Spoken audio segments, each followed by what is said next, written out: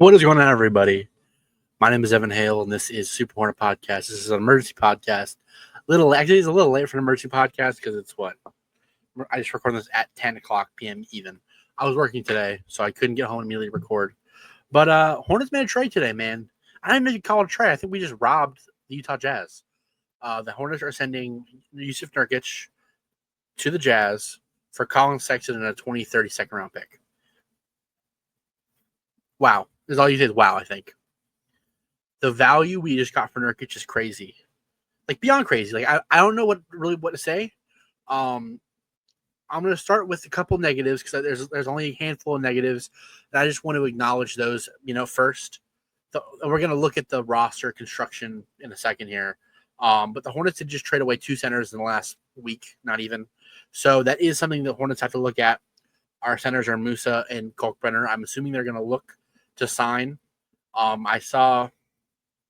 don't know who Hornets lead sources are. Said this is not the last move from his sources. I don't know the validity of that, but I'm just going to say it because I saw it. So there are maybe moves to be made, but we do have a guy who was a two-way guy last year. Who Musa is way better than that, but just to put bluntly, guy who was a two-way guy last year as our starting center and a rookie with not a lot who played 4 or 5 years in college as our backup currently. We'll look at it. We're going to get there. That isn't only really concerned with this. But, man, we got Collins Sexton, man. That's all you can really say, man. I just got home, and I'm still in, my work shirt. So I haven't looked at his stats this last year, so I'm going to pull them up. I've been seeing snippets here and there, people talking. Shout out Locked On Hornets. I saw their stuff today. Just great stuff. Follow Locked On Hornets. I've had both Doug and Walker on the show. They should be on the show later this off season as well. So watch out for that.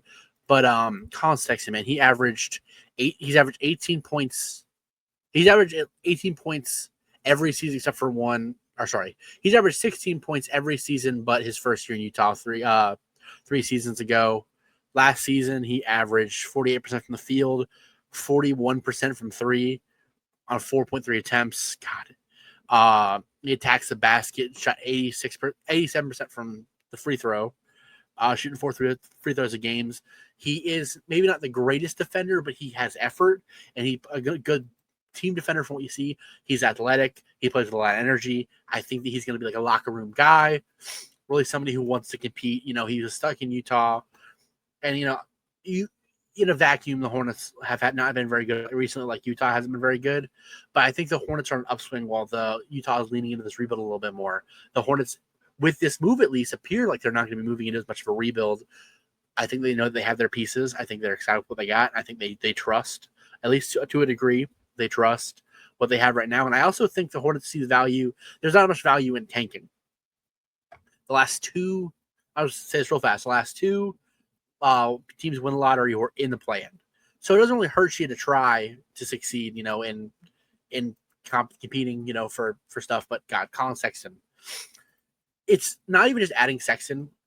It's the fact that we added him for just that low value. I like Jusuf Nurkic. I met the guy, very nice guy. He was one of the more personable Hornets I met when I was at the Hornets when I met the players. Very nice guy. But God, what value! You essentially, the Hornets, if you don't remember, they traded Cody Martin, Vasa Micic, and a second-round pick to the Suns, and they got back Jusuf Nurkic and a first, like a heavily protected first, going to be last 7 picks of the draft probably. So you get that back, a Nurkic and a first back. Then you send Nurkic out, and you get Collins Sexton and a second back. So you sent Vasa Micic and you sent Cody Martin out, and you get Collins Sexton a first and a second. And a Jazz second. Like, that's a good second round pick. That's like 35 or better, probably. Like, that's incredible. Like, incredible value. I am stoked. I'm gonna pull up. We're just gonna talk about what we're thinking here. So I'm gonna pull this up. This is the Hornets potential starters, second unit, third unit, others. Obviously there is some gray area here. I got a weird feeling that Josh Green is not on the team next year. I think that there's some teams who want contending teams who want a guy like that, and he seems like a guy you can move. He got a decently sized contract. He didn't play that good here last year, but I could see like a Golden State or somebody that I saw Golden State said they're looking for a good defender, a wing defender. Now that they're losing Gary Payton II, could see that as an opportunity for them to get traded, especially with McNeely as your rookie. Also the guys in red. So you got Trey Mann, you got Josh Okogie, Seth Curry, and Taj Gibson. Okogie's and contracts to be guaranteed tomorrow, I think. Tomorrow's the last day for it. So there's a real world where Okogie doesn't get brought back. We'll have to see. Trey Mann, I think, is the same. His contract is weird when they have to guarantee it. I think they were working on a deal for him. I still think that deal is going to happen. I know people were saying online, it's like not Edwards, who I really respect his stuff. He was saying stuff like, "Oh, this could really hinder them bringing back." There's a world where they don't bring back Trey Mann. I think Trey Mann and Collins Sexton together with what they can do would be a good backcourt. I know they both can pass the ball. I would say Trey Mann is probably a better facilitator. They both are more like combo guards. Sexton averaged 4.2 assists last year. Trey Mann, he can pass the ball. I think we just have adding more ball handlers in general is going to be really good for this team. I think Trey Mann comes back because Sexton's contract is the same as Okogie, so you're not hindering your books at all. But I love this roster construction, man. I don't know what's going to happen with KJ Simpson and Nick Smith Jr. now. I think that you with LaMelo, Con, Trey Mann, and Collin Sexton. If that's your team, if those are your guys, and you secure Mann for a few years and Collins on an expiring deal, you get Collin Sexton back for another deal. That's a backcourt for a long time. I think Sexton's 26. Trey Mann's young. LaMelo's young. Con's obviously a rookie. It's a young team. Brandon's young. Grant Williams is younger than people think. Moose is young. Kalkbrenner's young. I think McNeely is going to be our small forward of the future. Sion James is a guy who can come in and play some 2-3, 6-6. Be like a kind of how a lot of these your Oklahoma City, your Indiana, like those teams, they have deep teams who have they play more than 10 guys, especially at the guard. They have a lot of guard depth, and you see it all. They have their Ben Shepherds, they have they just traded Dylan Jones, but Dylan Jones, they have guards who are deep on their roster, but you still see him play. That could be a Sion Jones, Sion James, Dylan Jones. He got traded today. He's on the mind. I love this young core of dudes, man. I really Jeff Peterson is just insane. He robbed him blind. I don't know what to say. My favorite thing to do. I'm a very positive sports person, but I do love, there's something that tickles me when teams lose big games or when they make dumb trades, to just go in the comment sections of either Reddit's, like the Reddit pit threads for the games or the trades, or when the team posts, when a team loses on Twitter, they post final with the score to just see what their fans say. I scrolled on the Utah Jazz subreddit for a minute. I didn't realize there's so many users on the Utah Jazz subreddit, not even a shot at Utah. And the Salt Lake City is a smaller population compared to the rest of the NBA. Much love for Utah and their peeps out there. But I didn't know their community was so big. I scrolled for 45 minutes on my lunch break today. They were crashing out. And I mean, I if that was the Hornets, I'd be crashing out too. Jeff Green, sorry. It's been a day. I worked all day. I just got home. I'm tired. Jeff Peterson. Talking about Josh Green. I think Jeff Green talked about coming back. I saw a report about that today. I've been looking at a lot of NBA stuff today. Jeff Peterson has robbed teams blind. I would say the closest trade to not being a robbery was this last one. I don't know why I'm not focused here. Hello? But we'll just ride because we're more small on the bottom of the screen. But Jeff Peterson, his only trade that was not a robbery per se was maybe the Mark Williams trade with the 2 late firsts. But still, I'm happy with Liam McNeely. I'm so happy with this stuff, man. I don't know what to say. I'm thrilled. Collins Sexton is a guy who's going to attack the basket, which is something we need. He's got great feel for the game, great ball handler, cool name. I mean, that's funny. You got cock, nipple, You got Sexton. You got Ball. We got an all-name team here in Charlotte. But I just think I know he's like, he got a lot of intensity to him as a player. I just really, really believe that this team can be decent next year. Like, we may not be good, but we're going to be fun. And that's all you can ask for, man. We're going to have some cool dunks. Like, there's going to be lineups where it's LaMelo and Sexton. That's like your 1 and your 2. That's awesome. Dude, that's so cool. That's so cool. Sexton also shot like 40. I saw a stat, like 48% on catch and shoot threes. That's absurd. That's absurd. I don't have Daquan Jeffries up here, right? I meant to put him up there, but I don't know if he's coming back next year. Is he on a multi-year deal? I'll have to look, but I like Jeffries a lot. I'm a fan of his. Cool guy. Daquan Jeffries was the guy who was standing in the corner for LaMelo or for Brandon or for Miles before. That's gonna be Collins Sexton now. Colin Kneppel. Liam McNeely. Trey Mann's gonna be back. Grant Williams is gonna be back. He was a decent 3-point shooter last year. Kalkbrenner's gonna be out shooting threes. Moose is probably not. he took like 2 threes and airballed one of them. Moose is probably not gonna be. But man, I'm just excited, man. Like, I don't know what to say. I'm excited. Sion James shot really good. He shot like 41% from 3 in college. We got like a real roster here, man. Like, it's not, especially with having center. Like, I've been seeing people saying, "Oh, go get Ayton." I don't want DeAndre Ayton in Charlotte. But if there's a world where the Cavs are looking to try to get under the second apron, and they're just, I believe in Evan Mobley. I don't want to come across like I don't believe in Evan Mobley. But if they want to like 100% buy into Evan Mobley and just get rid of Jared Allen, you put Jared Allen on this roster, that's a 6 seed in the East, barring injury. That's a 6 seed. I'm not saying it's a playing team. It's we might be the 10 seed. That's like we're going to be a 6 seed, especially next year in the East. I think I watched Locked On Hornets on the way home from work. They were talking about how they heard rumblings that the front office knows this fan base isn't as patient anymore. They've been seeing the stuff online.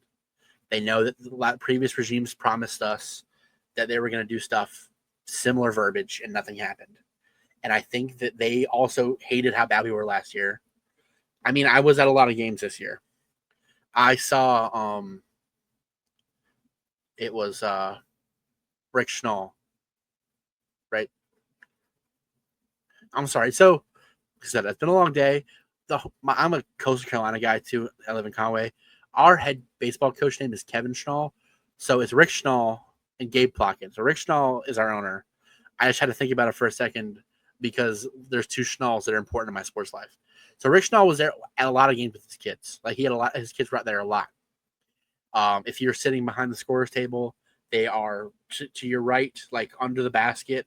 If you're looking at the basket, to the right of the basket, like second row courtside. A lot of games. You can see them out there. I don't know if they're going to be there next year, where their seats are going to be, but that was all year. They were sitting right there. Talked to them a few times, and I didn't talk a lot. I just like mostly in passing. I had a couple conversations with them, but we didn't talk a lot about the team getting competitive. But I think that being at a lot of those games and seeing the fans and seeing when the fans, there were a lot of games that were close in the Spectrum Center that were exciting, and the fans really show out, and they get loud when it gets close. I was at the Spurs game. Miles Bridges hit the shot with 0.4 seconds left to take the lead, and then De'Aaron Fox hits a shot, but it's after the buzzer, and the Hornets win. That was like the loudest I've ever heard at Spectrum Center. You got I was at both Pistons games this year. The first one, Brandon Miller tip-in game winner. Second one went overtime. LaMelo fouled out. Brandon Miller went nuclear in the overtime. Ended up with 38 points. His career high still, I think. I think the ownership and the front office sees the vision. I'm not the vision, but sees that they need to do something, and they're doing something. I really truly believe that this team could be something, and that's got me excited. I don't know. I'm on a little bit of a high horse here, so I'm gonna get off it for a second, and we're just gonna be a little more analytical right now.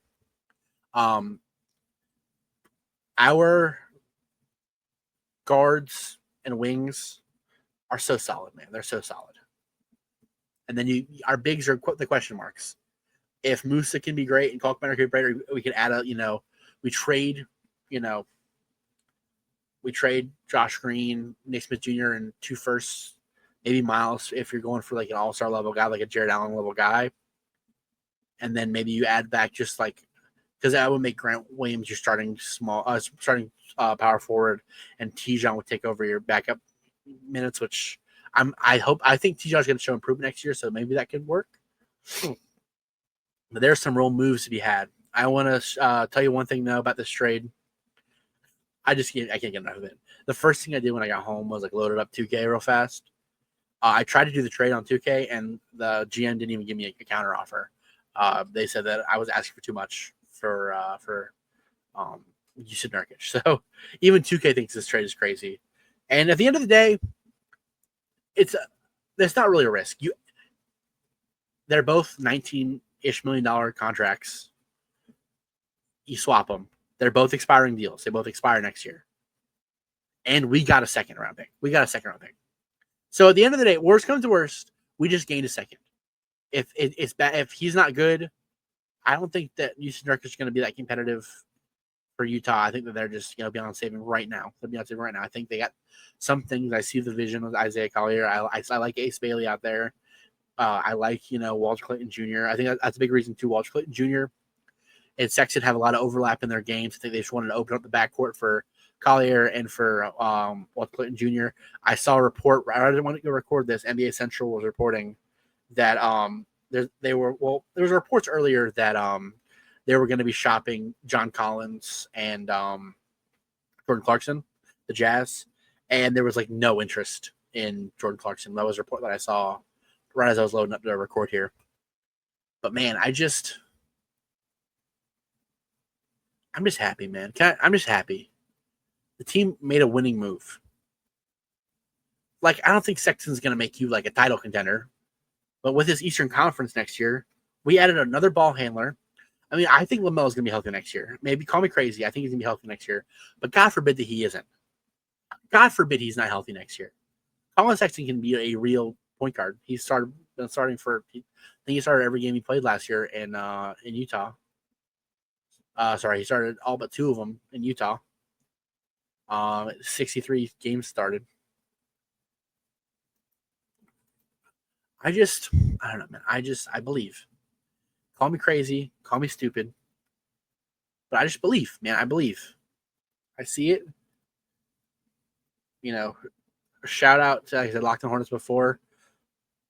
Doug's wearing the Big Dub hat today. I don't know if you guys watch Locked on Hornets, but that's a big deal. Big Dub hats doesn't come out very often, especially being a Hornets fan. I might have to create something like that for this show, not a hat, but I don't know. We'll figure it out. But, the Big Dub hat for the Locked on Hornets comes out in moments that are worth it. It started with big W's, like big wins, and then it has now transformed to, like for games, and now it's, everything. We haven't won a lot of big games recently, but I might have to do something like that for the show. Maybe I got my chain for my outfit, for my Superhorn outfit. Maybe I'll put the chain on when we do something good. I'm going to do that from now on. If we do something awesome, the chain comes out for a pod. That's a promise. I don't know how long this video is going to be. I think this is going to wrap it up. I think we're about at 19 minutes recording. I'm ecstatic, man. I think this is going to be a great move for the Hornets. I mean, you look at this. Let's say Trey Mann comes back. Your bench is Trey Mann, Collin Sexton, Josh Green, or Liam McNeely, Grant Williams, and Ryan Kalkbrenner, or Musa Diabate if we add another center. That's elite, man. That's incredible. I'm excited. I don't know about you guys, but I'm excited. I don't know. I just gotta see what the vision with our guys like Nick Smith Jr., KJ Simpson, and even Miles Bridges. I think Miles Bridges. There's a world where Miles Bridges has played his last game as a Hornet, and I don't know how to feel about that. There's a lot of opinions about Miles Bridges on and off the basketball court. I think if he's the last piece that I kind of want to see out of Charlotte. And we'll see how that goes, but I'm so happy to be a Hornets fan today. That's all I'm going to tell you guys. Hope you guys enjoyed. Thank you so much for watching. Go Hornets. Enjoy basketball. I'll see y'all guys. I love you guys.